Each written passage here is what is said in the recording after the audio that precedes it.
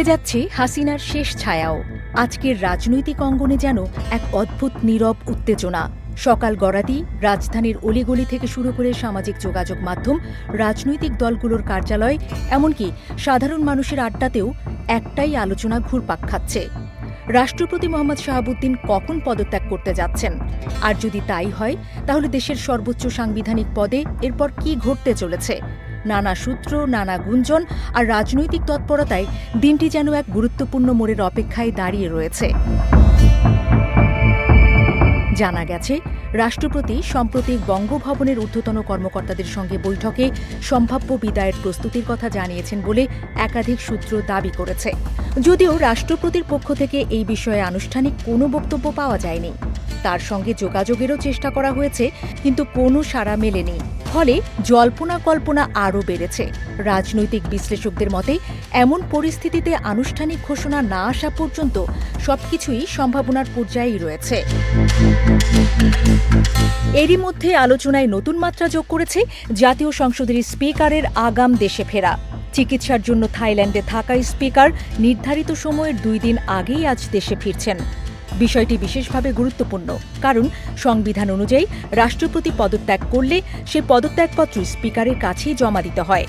আর নতুন রাষ্ট্রপতি নির্বাচিত না হওয়া পর্যন্ত রাষ্ট্রপতির দায়িত্বও পালন করেন স্পিকার। তাই এই 2 ঘটনাকে ঘিরে রাজনৈতিক মহলে নানা ব্যাখ্যা উঠে আসছে। আন্তর্জাতিক সংবাদ সংস্থা রয়টার্সও জানিয়েছে, একাধিক সূত্রের বরাত দিয়ে রাষ্ট্রপতি খুব শীঘ্রই পদত্যাগ করতে পারেন। তবে সংশ্লিষ্ট সূত্রগুলো পরিচয় প্রকাশ করতে রাজি হয়নি। একই সময়ে দেশের রাজনৈতিক অঙ্গনেও নানা ধরনের বৈঠক ও আলোচনা চলছে। যদিও এসব বৈঠকের সঙ্গে রাষ্ট্রপতির সম্ভাব্য পদত্যাগের সরাসরি কোনো সম্পর্ক রয়েছে কিনা সেটি এখনও নিশ্চিতভাবে বলা যাচ্ছে না। এদিকে সংবিধানের বিধানও নতুন করে আলোচনায় এসেছে। রাষ্ট্রপতির পদ শূন্য হলে 90 দিনের মধ্যে নতুন রাষ্ট্রপতি নির্বাচনের বাধ্যবাধকতা রয়েছে। সংসদের সংখ্যাগরিষ্ঠ দলের সমর্থিত প্রার্থী সাধারণত নির্বাচিত হন। ফলে সম্ভাব্য নতুন রাষ্ট্রপতি কে হতে পারেন সেই প্রশ্ন এখন রাজনৈতিক অঙ্গনের সবচেয়ে আলোচিত বিষয়গুলোর একটি। বিভিন্ন রাজনৈতিক নেতা, অভিজ্ঞ প্রশাসনিক কর্মকর্তা এবং সাবেক আমলাদের নাম ঘুরে বেড়ালেও এখনও কোনো আনুষ্ঠানিক ইঙ্গিত পাওয়া যায়নি। অন্যদিকে সরকারের পক্ষ থেকেও এখন পর্যন্ত কোনো স্পষ্ট বার্তা আসেনি। স্বরাষ্ট্রমন্ত্রী সাংবাদিকদের বলেছেন, রাষ্ট্রপতি যদি ব্যক্তিগত বা স্বাস্থ্যগত কারণে পদত্যাগ করতে চান, সংবিধান তাকে সেই সুযোগ দিয়েছে। তবে সরকার এই বিষয়ে কোনো পদক্ষেপ নেয়নি এবং তার কাছেও এমন কোনো আনুষ্ঠানিক তথ্য নেই। অর্থাৎ সরকারের অবস্থান আপাতত গুঞ্জনের বাইরে গিয়ে কোনো মন্তব্য না করার দিকেই সীমাবদ্ধ রয়েছে। রাজনৈতিক প্রতিক্রিয়াও কম নয়।